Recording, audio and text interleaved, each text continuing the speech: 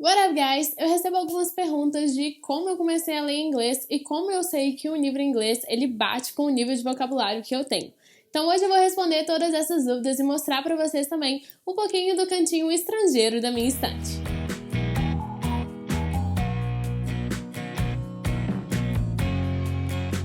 Eu comecei a ler inglês com esses projetos que escolas de inglês têm mesmo, que você tem que ler um livro, fazer uma provinha sobre ele depois ou apresentar um trabalho mostrando que você entendeu a história, e na biblioteca de onde eu estudava já vinha tudo dividido assim por nível, então eu sabia exatamente qual prateleira eu podia escolher qual livro para ler. Normalmente são edições da Richmond e da Macmillan, que eles vêm já adaptados, são as histórias já adaptadas, e eles atrás eles têm essa divisão de qual nível, para qual nível que é aquela história. Se é Starter, Intermediate, Advanced, e aí você já pode ter uma noção melhor de como escolher o que você vai ler. Os que eu tenho aqui em casa são For Finish, que é de Starter, e vem com um CD para você escutar a história e acompanhar a leitura. An American Host Family, esse aqui já é Elementary, então um nívelzinho acima do Photo Finish. O The Great Invention já é Lower Intermediate, e esse aqui tem as palavras no final, os vocabulários no final e algumas atividades para você testar sobre a história, então o vocabulário já deu um grande salto.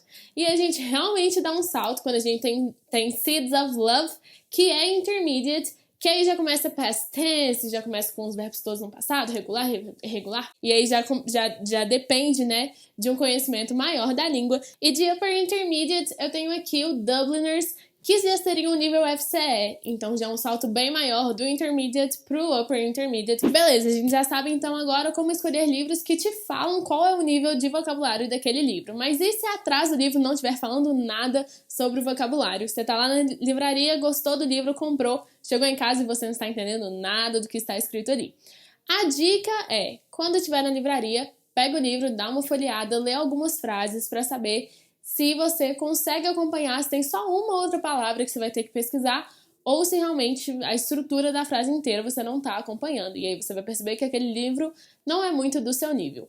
Normalmente, os livros voltados para o público infanto-juvenil são mais tranquilos de fazer a leitura em inglês, até porque o público-alvo deles tem uma idade menor e um vocabulário menor. E como vocês sabem, eu amo infanto-juvenil, então eu vou mostrar para vocês quais livros desse gênero eu tenho aqui em casa. Do Titio Verde, o nosso famoso John Green, eu tenho nas edições em paperback. O The Fault in Our Stars, nosso famoso A Culpa das Estrelas. Looking for Alaska, Quem é Você Alaska, que é incrível esse livro, é um dos meus favoritos. O Paper Towns eu também tenho, mas ele tá emprestado. E An Abundance of Catherines, que é o livro que eu menos gosto do autor, eu acho que é o mais chato. Inclusive, The Fault in the Stars, eu tenho a edição paperback e a edição hardcover. O paperback, ele vem num combo com as outras edições paperback, e o hardcover eu comprei durante o intercâmbio da Paula lá na Barnes & Nobles, porque ele era simplesmente maravilhoso e eu não consegui resistir. Ainda na Barnes & Nobles com a Paula Pimenta e no gênero, né, infanto-juvenil, eu tenho Eleanor Depart, da Rainbow Row. Também comprei The Hair, de Kiara Keza, o quarto livro da série A Seleção. Em paperback, eu tenho Before I Fall, de Lauren Oliver, que é um livro que eu amo muito e eu já indiquei aqui pra vocês. E por último, o último do infanto-juvenil que eu tenho, tinha que ser de Sophie Kinsella, é Finding Audrey, da Sophie, que é o primeiro livro infanto-juvenil da autora. A edição que eu tenho aqui, ela é paperback, mas ela é hardcover, desculpa, mas ela podia ser paperback, porque não tem nada de especial pra ser hardcover nessa edição. A leitura de todos esses livros foi bem tranquilinha, e depois a gente avança para uma outra categoria, né, que o vocabulário é um pouquinho mais avançado, que seria os Young Adults, New Adults e Adults. Né, esses livros de jovens adultos até os livros adultos, eles vão abusar um pouquinho mais de gírias durante o vocabulário, utilizados no vocabulário, gírias e também muitos idioms, muitas expressões, além de todos os tempos verbais possíveis, dos perfects da vida, que você vai precisar de um conhecimento um pouco maior para conseguir acompanhar a leitura de forma tranquila. Dessa categoria eu tenho aqui Me Before You, da Jojo Moyes, que é o Como Eu Era Antes de Você, e foi com esse livro aqui que eu aprendi que lad é uma gíria para man, dude, mate,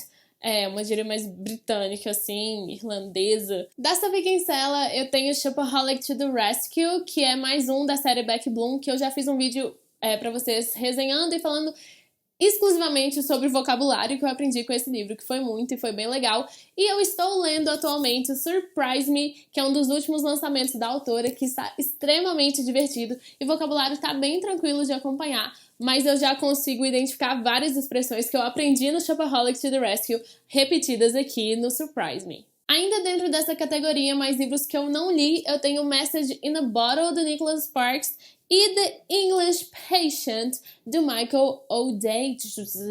E a última categoria de livros são aqueles mais complicados de todos, que são os livros clássicos, que foram escritos há muito tempo. Então, além de ser em outra língua, né, além de ser em inglês, eles ainda têm umas palavras que não são mais utilizadas hoje em dia, que já foram substituídas por coisas muito mais simples. Então, o primeiro que eu tenho aqui na lista é Pride and Prejudice, da Jane Austen, nessa edição super fofa. E eu peguei esse livro para ler em inglês antes de ler em português, o que foi um erro, porque deu uma página e eu já desisti. E eu li em português, apaixonei com a história, apaixonei com a Jane Austen, mas eu ainda não voltei para ler o Pride and Prejudice em inglês. Eu também tenho aqui Taken at a Flood, da Agatha Christie, que eu ainda nem tentei ler. Eu ganhei esse livro numa caixinha da Shakespeare & Company, a livraria britânica em Paris. Já mostrei pra vocês tudo que eu comprei por lá, mas era uma caixinha que vinha um livro surpresa. E também nessa livraria eu comprei essa edição maravilhosa de The Little Prince, que deve ser a edição mais bonita do mundo de The Little Prince, que tem lombada em dourado, capa de linho, ela é simplesmente apaixonante. Eu também não peguei pra ler em inglês ainda a história tão amada do Pequeno Príncipe, assim. Por último dos meus clássicos, eu ganhei de presente o livro mais fofo de Jane Austen do mundo, que é essa miniatura aqui, que chama Jane Austen in One Sitting, que tem um resumão de todos os livros da autora, e aí dá pra você ler in one sitting, em uma sentada, seria. E ele ainda é azul e desenhado, então ele é super fofo, mas também, como nem comecei o Pride and Prejudice, eu também não peguei pra ler.